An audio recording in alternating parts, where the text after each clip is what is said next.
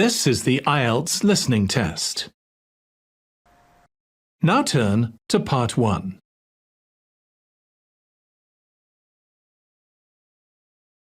Part 1. You will hear the manager of a shop talking to a new employee called Penny. First, you have some time to look at questions 1 to 5 on pages 2 and 3.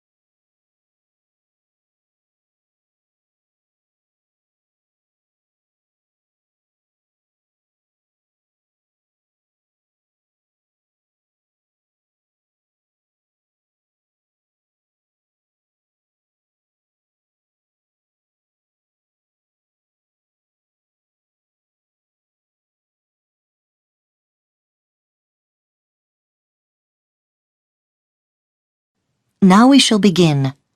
You should answer the questions as you listen, because you will not hear the recording a second time. Listen carefully and answer questions 1 to 5. Come in. Good morning, it's, Penny Mann. Oh, yes. Penny, do sit down. Now, I know a lot of things emerged during your interview last week, but I thought it was worth going over the essential stuff again. Yes, absolutely. That'll be very helpful. The first thing is that, given your interest in fashions, we've decided to put you in the dress department. Oh, that's great. Is that next to the children's section? Yes.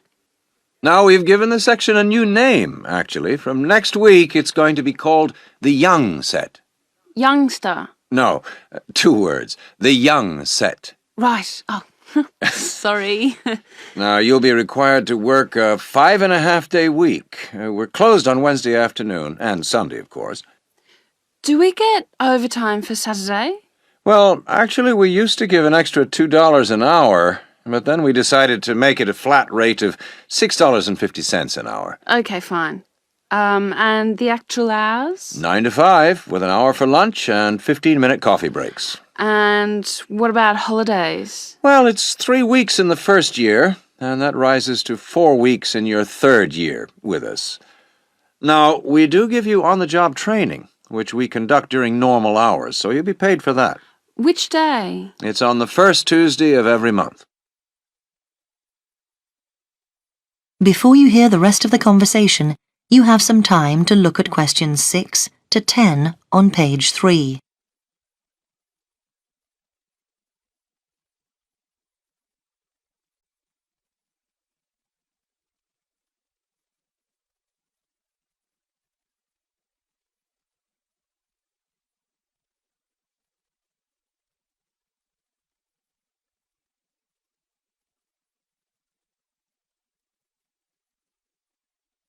Now listen and answer questions 6 to 10.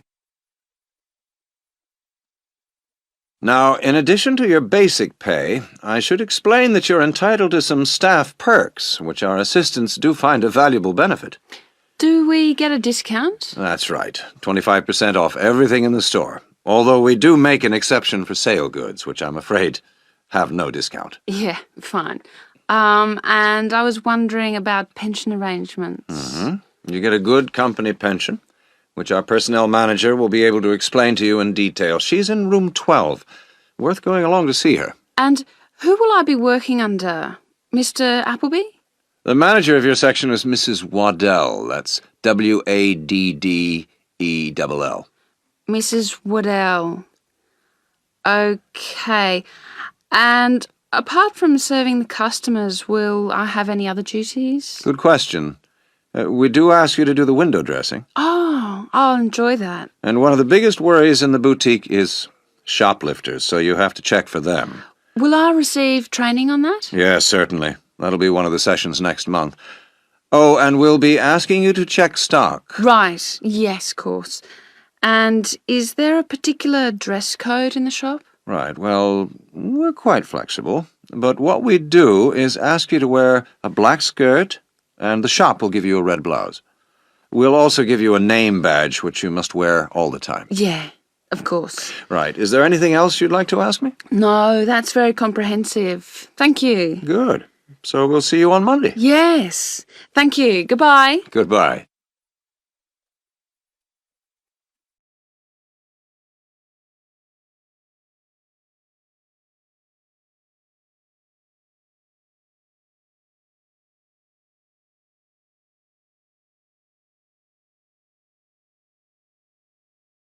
That is the end of Part 1.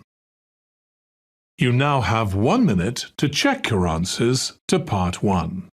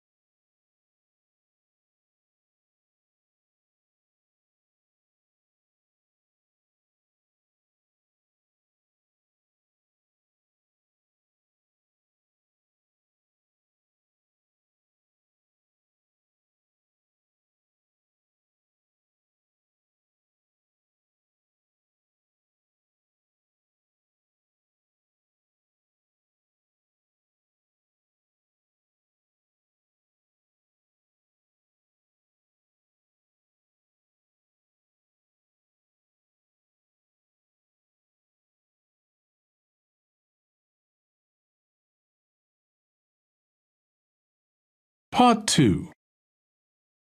You will hear a tour of a newly renovated health club. First, you have some time to look at questions 11 to 15.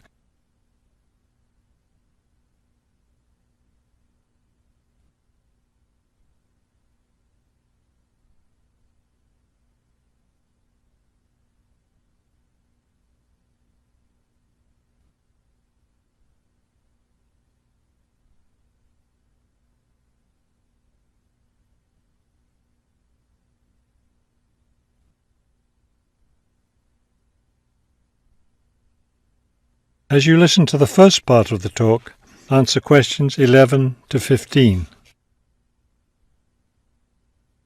Thank you all for coming to see the new renovations to the Hartford Health Club. I know you'll be as pleased as I am to see the wonderful results of our months of hard work to improve the club and bring you the best facilities ever. We'll begin in here with the swimming pool. You'll notice the new colour of the adult pool, a lovely cool green. Now walk over here and look at the children's pool. It's the same green, but as you see, with brightly coloured sea creatures painted everywhere. Both of the pools needed painting, not only for maintenance, but I think the new colour greatly improves the atmosphere of this part of the club. Next, let's take a look at the locker rooms. Don't worry, there's no one using them just now. Doesn't it feel roomy in here? We've expanded both the men's and women's locker rooms, so now they'll be much more comfortable to use.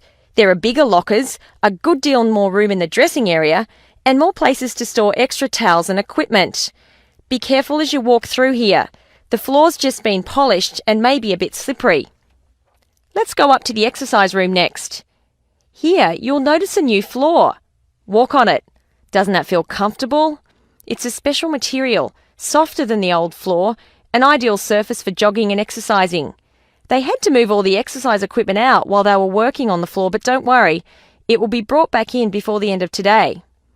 Let's step outside now and look at the tennis courts. We haven't done a great deal here except to the equipment. We replaced all the nets and the ball throwing machine. Otherwise, everything is the same as it was before. Let's walk down this hallway, and here we are at the club store in its new location. We thought here by the entrance was a better place for it than where it used to be by the swimming pool. But it still has all the same items for sale, sports equipment and clothes in the club colours.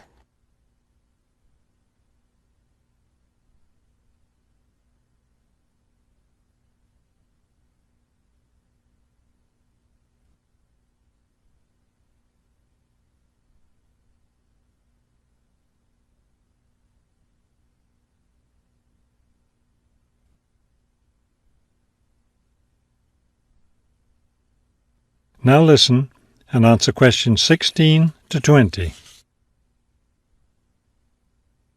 We're excited about the upcoming activities and events to take place in our newly renovated club. Now that the pools are ready for use again, swimming lessons will begin tomorrow for both adults and children. If you haven't signed up yet, you can stop by the office before you leave today and put your name on the list. If you're a tennis player, you'll be interested to hear about the tennis competition coming up on Wednesday. Players from different clubs all over the region will be participating. If you'd like to watch the event, tickets are available in the office. Also, I want to be sure you all know you're invited to our club party coming up next weekend. We're celebrating the completion of the renovation work, and we have a lot to celebrate. The entire renovation project was finished in just 9 months. That's 3 months less than the 12 months we'd originally planned on. We're proud of that, and proud that we came in under budget too. Because we've had such good results with this project, we're already planning the next one. We already have 2 indoor pools, and next year we plan to install an outdoor pool right next to the tennis courts. Details of these plans will be made available to all club members soon. All right, I think we've covered just about everything. Are there any questions?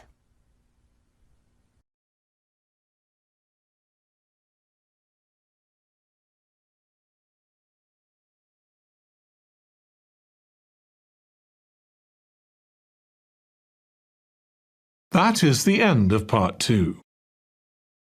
You now have 30 seconds to check your answers to Part 2.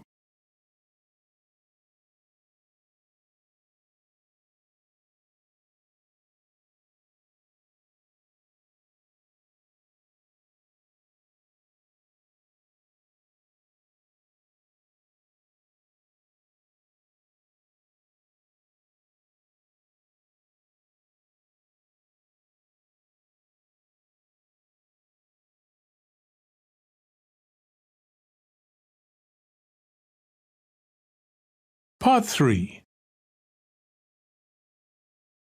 You will hear a conversation between 2 students, Maddie and John, who are planning a biology experiment. First, you have some time to look at questions 21 to 25.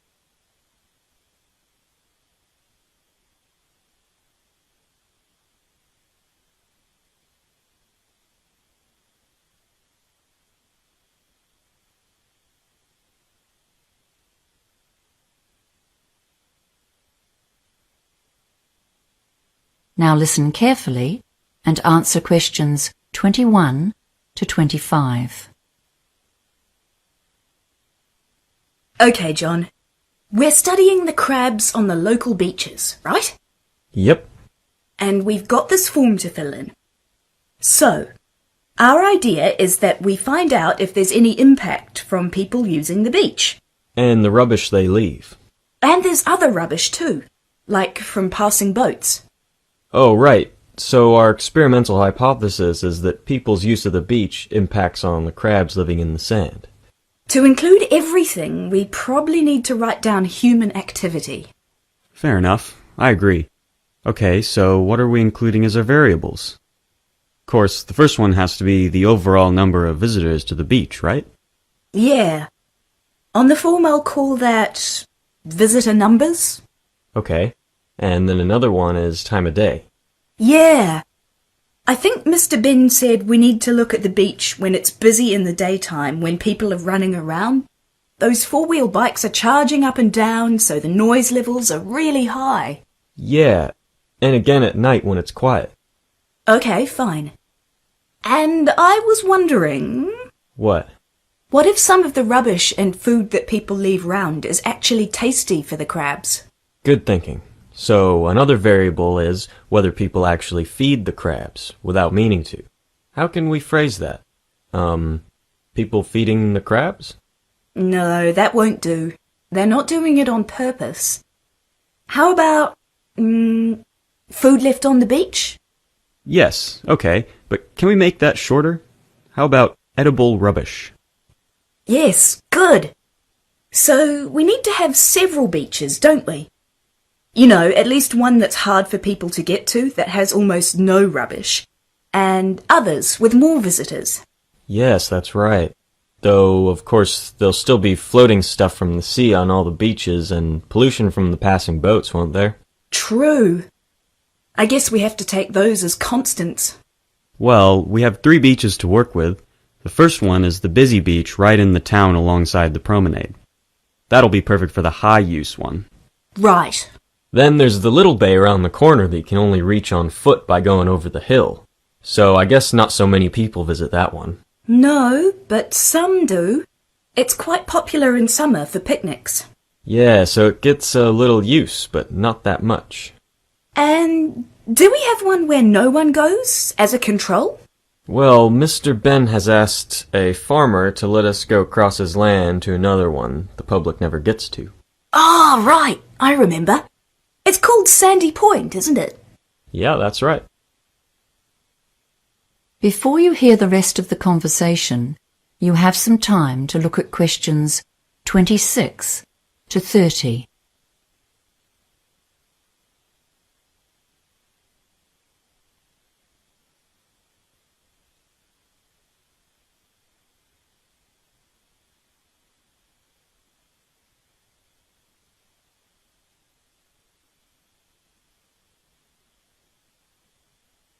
Now listen and answer questions 26 to 30. Okay, so what's our experimental method? How are we going to judge if the crabs are affected or not? And how can we measure 3 beaches with 2 observers? Don't worry about that. My younger brother will help us out. He's really keen. So we'll need to count the crabs, or at least their holes in the sand, during a particular time period. Count how many we see. Yeah, okay. So we need to be precise about the time. And surely we need to choose a specific part of the beach to measure. Yeah, that's right. So we need things to measure the time and the area with, right. What else do we need to think about? Well, to compare the beaches properly, we'll need to visit them all first, won't we? To see the lay of the land. Because we also need to set the identical distance from the actual water's edge for each beach. And of course that will change as the tide goes in and out. Let's see. We'll need measuring tapes and string and little posts to mark the area. Shall we say 2 square meters, 3 or maybe 4 meters from the water's edge? That should give us some leeway with the tide coming in. And to do it properly, we'll each have to be in position at the same time, so we'll all need mobile phones to synchronize the observation periods and stopwatches to time the observation precisely. So, one more question. How are we going to see them at night? And will we need to count holes again in the dark? Oh, that's 2 questions. Sorry. Yes, well, we will need to count again each time. The holes come and go, apparently, as the crabs are quite mobile. They steal each other's homes too, so if a larger intruder comes along, the previous owner digs himself another hole. As for the night vision problem, the department's got goggles for that. So what else? Well, we need to think about timing, don't we? Do we sit for an hour or 2 hours at a time? Let's say an hour for starters. Remember, we have to do this again after dusk. I've read that most crabs are nocturnal anyway. Yeah, so how many times do we need to repeat all this? For 2 weeks, do you reckon? Or longer? Well, that's 28 hours total observation time. That'll make it harder for doing the stats, won't it? Yeah, that's true. So, how about we go for a fortnight, adding up to 20 hours in total? That'll allow for any bad weather. Yeah, sounds fine to me.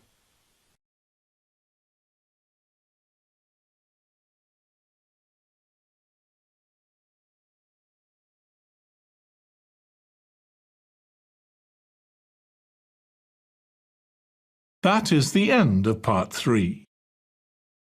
You now have 30 seconds to check your answers to part 3.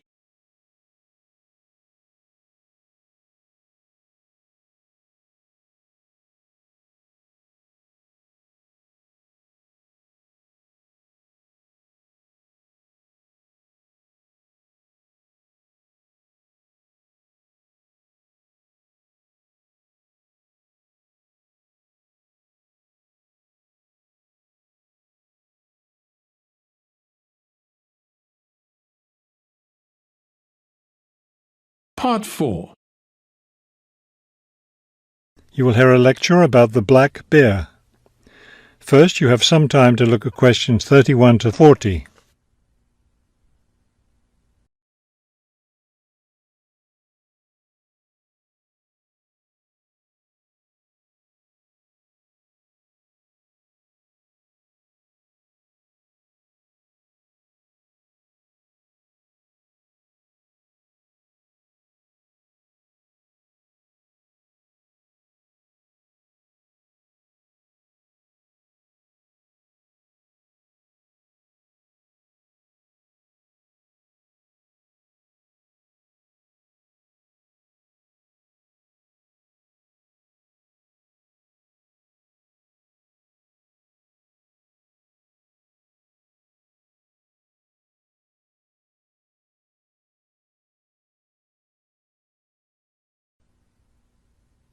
The black bear, or Ursus americanus, has a wide range, inhabiting forested areas of North America, including Canada, the United States, and parts of northern Mexico. Black bears are omnivores, getting their nutrition from a wide variety of plants and animals. The particular foods any one bear eats depends on what's available in the area where that bear lives, as well as on the season of the year. Generally speaking, plant foods make up 90% of the bear's diet. The rest of its meals consist of animal foods, such as insects and fish. Bears have a relatively long gestation period.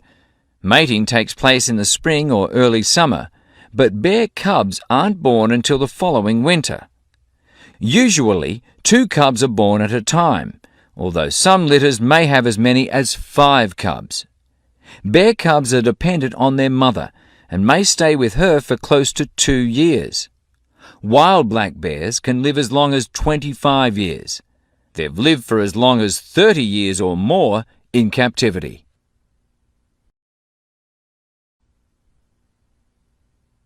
Much of the black bear's range coincides with the range of its close cousin, the grizzly bear. Although these bears are somewhat similar in appearance and habits, it isn't difficult to tell the difference between them. Colour isn't necessarily a distinguishing characteristic, as both species of bears occur in a range of colours from almost blonde to dark brown or black. Many black bears, however, have a patch of fur on their chests that's lighter in colour than the rest of their fur. Grizzly bears don't have this patch. Size isn't always a distinguishing feature either, although grizzly bears are usually heavier with an average weight of 225 kilos. Black bears average 140 kilos in weight. Grizzly bears spend time digging in the ground for roots and tubers that make up part of their diet.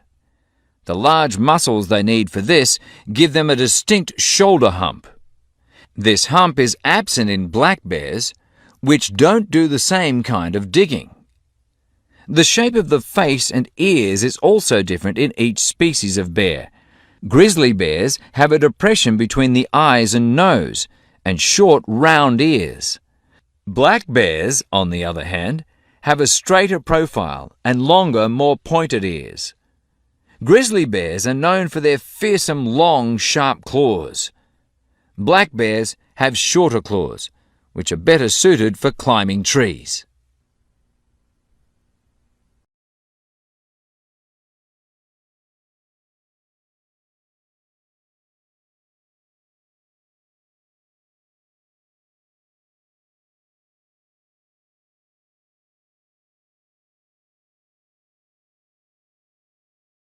That is the end of Part 4.